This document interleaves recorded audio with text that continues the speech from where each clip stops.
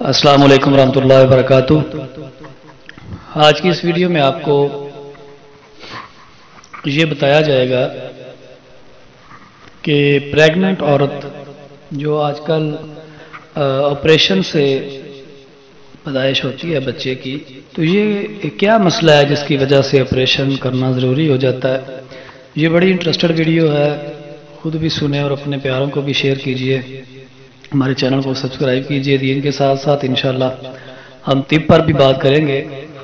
تو یہ ایک بہت بڑا مسئلہ ہے، تو یہ چند ایک معلومات ہیں جو آپ تک پہنچانی ہیں، تو یہ غور سے دیکھیں، خود بھی پڑھیں، اور آواز کے ذریعے بھی آپ کو بتایا جا رہا ہے تاکہ آپ کے لیے سہولت ہو سکے اور آپ ان چیزوں سے بچ سکے جن کی وجہ سے آپریشن ہوتا ہے۔ کولے کی ہڈی عموماً پھیلی ہوئی اور چوڑی ہوتی ہے۔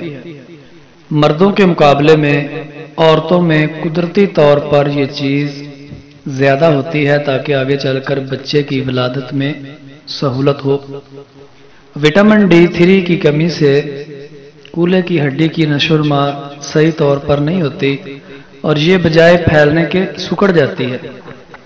اس وٹامن D کی وجہ سے وہ بجائے پھیلنے کے سکڑ جاتی ہے۔ اگر اس چیز کی کمی ہو جائے تو یہ سکڑ جاتی ہے، جس سے پیدائش کا رستہ تنگ ہو جاتا ہے اور خواتین کو بچوں کی ولادت کے وقت طرح طرح کی پریشانیوں کا سامنا کرنا پڑتا ہے اور آخرکار آپریشن کرنا پڑ جاتا ہے۔ آج کل بچے کی ولادت کے وقت جو بکثرت آپریشن ہو رہے ہیں، ان کی بڑی وجہ ان کے کولے کی ہڈی کا سکڑا ہوا ہونا ہے۔ اب دیکھنا یہ ہے کہ وٹامن D3 کی کمی کو کیسے پورا کیا جائے، اور یہ کیا چیز ہے۔ انسانی جسم کی کھال میں وٹامن D سویا ہوا ہوتا ہے۔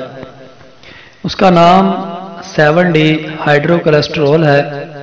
جب سورج کی الٹرا وائلٹ شعاعیں انسانی جسم پر پڑتی ہیں تو کھال میں سویا ہوا وٹامن D بیدار ہو کر متحرک ہوتا اور وٹامن D3 میں تبدیل ہو کر خون میں شامل ہو جاتا ہے۔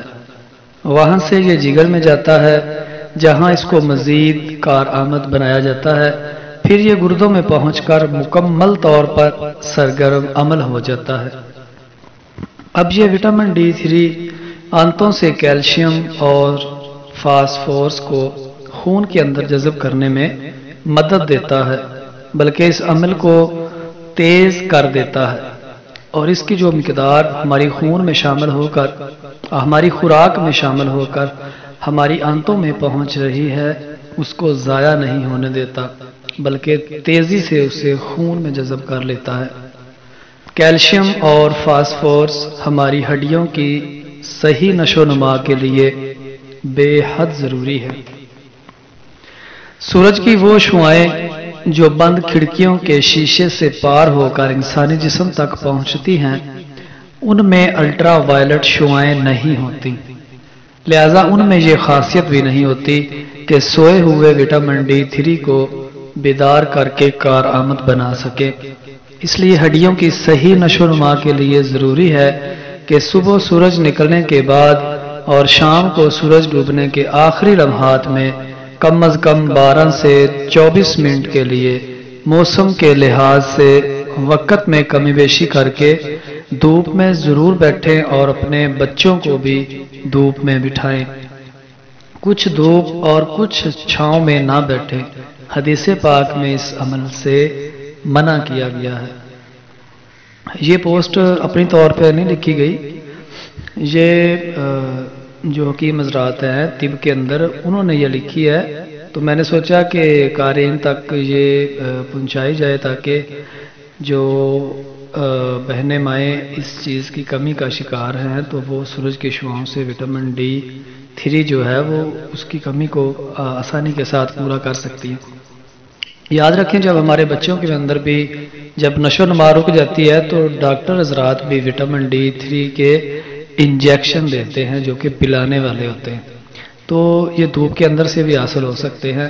اگر آپ تھوڑا سی کوشش کریں تو یہ بڑی زبردست چیز ہے، اس پہ کوشش کیجئے، اس پر عمل کریں، اپنے بچوں کو بھی دھوپ کے اندر بٹھائیں تاکہ اس چیز کی کمی کو پورا کیا جا سکے۔